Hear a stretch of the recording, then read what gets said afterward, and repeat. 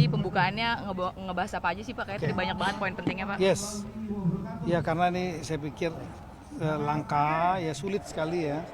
Ini dalam suasana informal, mereka merasa nyaman. Saya juga udah nyampaikan bahwa jangan terlalu tegang. Ini kan hanya nyengil tempat saja, ya di lingkungan akademi militer, dan itu akmilnya sendiri kan sebetulnya di sebelah.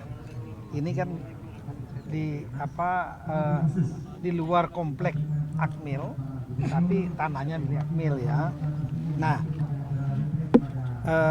kita belajar dari Akmil bukan soal militeristiknya, tapi ada nilai penting yang juga berlaku di dalam dunia kehidupan swasta, soal disiplin, ya, tepat waktu seperti tadi olahraga. Saya tadi tes tadi kan olahraganya kan lihat tuh bedanya. Kalau teman-teman militer dan Polri biasanya on time jam 5.30.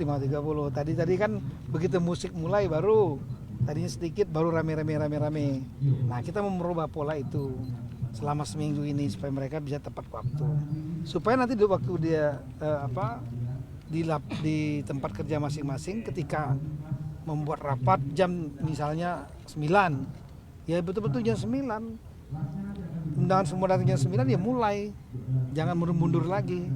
Ada di daerah saya tahu ya, acaranya dimulai undangan jam 8 dimulai jam 12. Saya pernah waktu saya Kapolda dulu. Jam 12 dimulai. Nah, ini kan nggak bagus secara seperti itu. Kebersihan. Ya, di lingkungan Akmil ini kan militer ini kan salah satunya selalu bersih ya, di kurve. Nah, sama kita juga harus bersih toilet, tempat makan, kemudian di kamar masing-masing selesai ninggalkan harus dirapikan kembali. Nah, itu untuk mendidik kembali juga, merefresh kembali. Jadi banyak, dan itu jangan salah, di dunia swasta pun sekarang ini materi-materi untuk pegawai juga materi tentang kedisiplinan, sharp time, jadi on time pada waktu kegiatan, kemudian kebersihan, itu semua itu menjadi materi pelajaran penting ya di dunia swasta. Nah, apalagi di birokrasi seperti ini. Nah, kemudian kan saya menyampaikan juga tadi mengenai pentingnya retreat ini. Di antaranya retreat ini paling penting sekali adalah bagaimana kita memiliki ada semacam forum bagi seluruh kepala daerah untuk saling kenal satu sama lain. Tadi pagi saya melihat sudah ada yang bagus. Itu yang saya harapkan. Ada kepala daerah di Sultra, ya, Pak Andi, itu dia kumpulkan para bupati wali kota sambil santai, mereka duduk di sana di lapangan rumput ngobrol-ngobrol. Nah, sambil kali kenal satu sama lain. Nah, saya sampaikan di sini ada 5 ruangan tuh. 5 ruangan yang dipakai untuk diskusi kelompok untuk Lemanas, nanti kosong setelah 2 hari. Nah, silakan pakai bergantian. Yang enggak melaksanakan nanti saya dengan Pak Bima cek, nanti ada yang enggak ngerjakan. Saya maunya gubernur kumpulin bupati wali kotanya, karena belum tentu saling kenal antara mereka. Dan udah mulai bicara dikit tentang mau apa kita daerah kita gitu. Ya. Karena saya selama 5 tahun Mendagri, saya juga pernah datang ke beberapa wilayah yang setahun 2 tahun nggak pernah ada rapat. Bupati wali kota ya yang dipimpin oleh gubernur nggak ada rapat. Jadi datang rapat tuh pada waktu saya datang aja. Saya nggak bisa bayangkan gimana koordinasinya, jalan sendiri-sendiri. Nah, ini saya harusnya rapat tingkat provinsi itu paling enggak lah 3 bulan 4 bulan sekali, mengevaluasi apa yang sudah dikerjakan, apa yang kurang, saling bantu gitu. Nah, ini ada 5 ruangan, nanti saya dengan Pak Wamen nanti akan cek ya, dan akan dorong. Silakan yang dari Aceh kumpul tuh semua dengan gubernurnya. Silakan yang Sumatera Utara Pak Bobi dengan seluruh bupati wali kotanya, Pak Aris dengan Jambi, Sumatera Barat kumpul lah. Entah ngobrol-ngobrol, ngopi-ngopi aja nggak apa-apa. Yang penting kenal. Gitu. Inilah momentumnya. Kalau sudah kembali daerah masing-masing, udah sibuk sendiri-sendiri dengan berbagai persoalan sendiri-sendiri. Itu yang saya sampaikan. Samping nanti akan ketemu para menteri di Lemanas, ya. Diskusinya kelompok biar menarik supaya nggak ngantuk gitu. Nanti itu kelompok nanti akan saling bertanya, saling nyampaikan pendapat. Nah, itu bagus, ya, interaktif. Nah, yang berikut lagi tadi saya sampaikan mengenai pengelolaan APBD. Karena pengelolaan APBD di mata saya juga banyak yang tidak efisien. Ya, yang dipikirin hanya belanja aja. Bagaimana ngabisin belanja? Akibatnya apa? Program-programnya banyak yang nggak efisien. Perjalanan dinas, rapat-rapatnya nggak perlu, yang sebetulnya cukup dengan dilakukan Zoom, ya. Itu harapan cukup sekali dibikin 4 kali. Nah, itu tadi saya sudah sampaikan. Hari ini saya akan mengeluarkan surat edaran, ya, kepada seluruh daerah, item apa saja yang harus dilakukan efisiensi dan caranya bagaimana, dan kami akan monitor melalui sistem kami daerah mana, dan setelah itu ditembuskan kepada Mendagri apa saja yang diefisiensikan, ya. Dan tapi intinya yang utama, kegiatan utamanya tetap berjalan, target-target harus tetap tercapai, jangan sampai kemudian mereka membuat efisiensi yang sembarangan yang kemudian malah nggak nyampe target. Ada daerah-daerah yang saya sudah disampaikan yang bisa silpanya, sisa lebih penggunaan anggarannya tahunannya bisa sampai ada yang 5 triliun. Artinya nggak digunakan untuk kepentingan rakyat. Tadi saya sampaikan. Dan kepala daerah saya minta berpikir jangan hanya mikirin ngabisin belanja. Bagaimana cari pendapatannya. Di antaranya adalah mempermudah kemudahan berusaha untuk para swasta. Swasta ini bukan hanya asing, ya.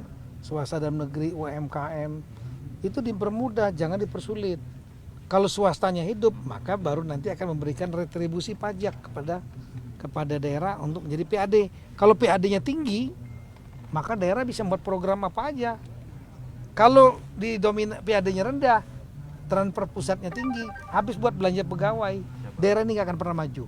Saya sampaikan seperti itu. Nah, efisiensi juga karena ada 1.300 triliun daerah ini, ya, maka harus tepat sasaran dan kami akan awasi. Kemudian yang saya sampaikan lagi adalah mengenai masalah masalah kebersihan. Ini Bapak Presiden berkali-kali menyampaikan kepada saya, kebersihan kita itulah indikator budaya bangsa kita. Jadi bukan hanya kebersihan dalam arti pengelolaan sampah, ya, itu harus sampah. Jangan autopilot. Ada daerah yang bagus punya ide dan punya terobosan yang sudah dilaksanakan. Saya nggak mau sebutkan lah, ya. Tapi ada juga yang daerah itu autopilot, pemimpinnya nggak peduli kepada kebersihan sampah dan lain-lain. Akibatnya merusak lingkungan. Kemudian yang punya lautnya hancur, ikan-ikannya mati karena makan plastik, ya. Nah, ini juga saya minta dijadikan program penting, ditambah dengan spesifik Bapak Presiden menyampaikan untuk perbaikan kebersihan toilet-toilet di ruang-ruang publik, bandara, dermaga, terminal, di mall, di mana-mana di ruang publik itu, sekolah, kantor harus bersih. Standarnya kering dan tidak berbau. Itu standarnya. Nanti saya minta kepada daerah mengerjakan itu. Dan kemudian yang lain mengenai apa tadi?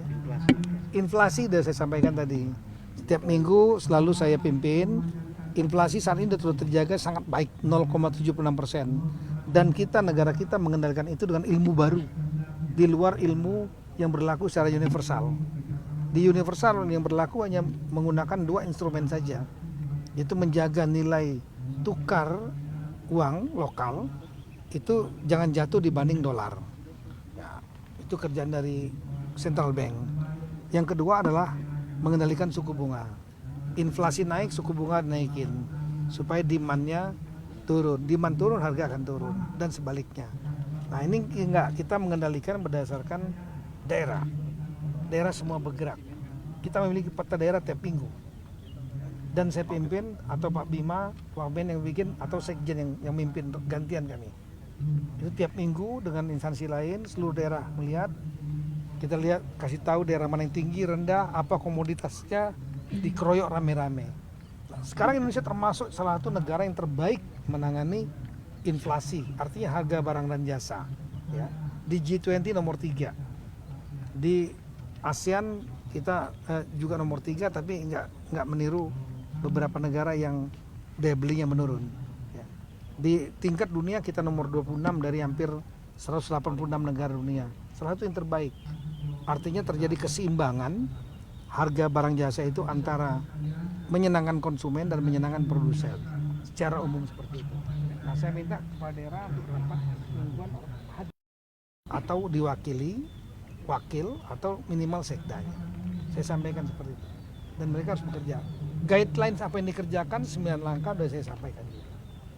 Kira-kira yang umumnya yang saya sampaikan seperti itu, termasuk apa yang akan apa program berikutnya, di antaranya 27 28 nanti Kemungkinan Besar Bapak Presiden akan hadir di acara Parade Senja. Malamnya akan ada acara malam akrab, beliau akan hadir ya. Dan kemudian minggunya, saya ulangi, Jumatnya itu hari Kamis 27 ya, 28 nanti Bapak Presiden insya Allah akan memberikan pengarahan sekaligus penutup, sehingga sebelum sholat Jumat ya, semuanya sudah selesai, semua kembali ke daerah masing-masing, dan setelah itu bagi yang beragama Islam dapat menunaikan sholat taraweh. Saya kira itu. Baik. Oke, makasih. Makasih banyak ya. Makasih ya.